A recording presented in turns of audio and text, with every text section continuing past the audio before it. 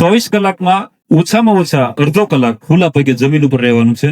12 કલાકનો દિવસ છે, એમાં બપોરે 12 વાગ્યા સુધીમાં જ્યારે સમય મળે ત્યારે સફેદ કોટનના કપડા પહેરી અને ડાયરેક્ટ સૂર્યપ્રકાશ લેશો તો વિટામિન ડી મળશે.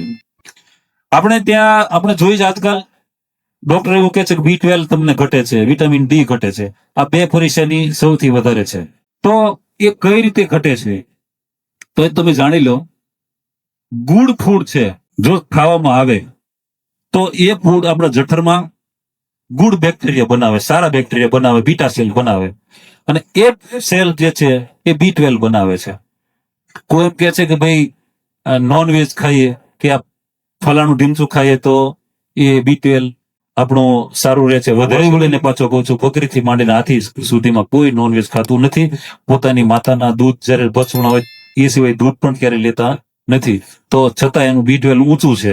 એનું B12 ઊંચું હોવાનું કારણ એનું ગુડ ફૂડ છે, કુદરતે આપેલું એ જ ફૂડ ખાય છે. તમને કુદરતે આપેલું ફૂડ છે તમે ખાઓ, એટલે કે સારું ફૂડ ખાઓ તો B12 બનવાનું જ છે, અને એ B12 સંગ્રહ રહે છે. એવી જ રીતે વિટામિન ડી, તો વિટામિન ડી જે છે એ આપણે કાચું તેલ ખાઈએ.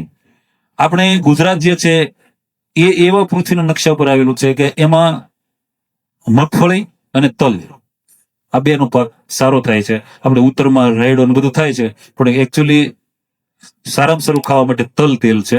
તો એ દેશી ઘાણીમાં કાઢેલું તલ તેલ જો ખાવામાં આવે તો એ તલ તેલ જે છે એ આપણી સ્કિનની નીચે, આપણી ટોટલ ચામડીની નીચે LDL નું લેયર હોય છે. એ LDL એ બનાવવાનું કામ છે એ કાચા તલનું છે અથવા તો કાચા તેલનું છે, અને એ દેશી ઘાણીનું હોવું જોઈએ. તો શું થશે, સૂર્યના પ્રકાશ જેવો સ્કિન ઉપર પડશે તો સ્કિન ગરમ થશે. સ્કિન ગરમ થાય તો LDL ગરમ થાય, LDL ગરમ થાય તો વિટામિન ડી ઓટોમેટિક બને.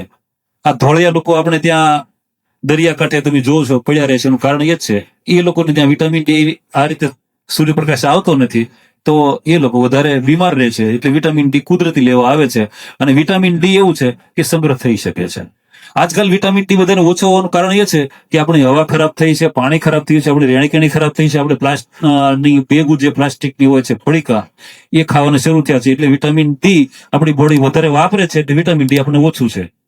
અને વિટામિન ડી ઓછું છે, વિટામિન ડી પર ભાર એટલે આપું છું કે વિટામિન ડી ઓછું છે તો કેન્સર સહિત 250 રોગ થવાના.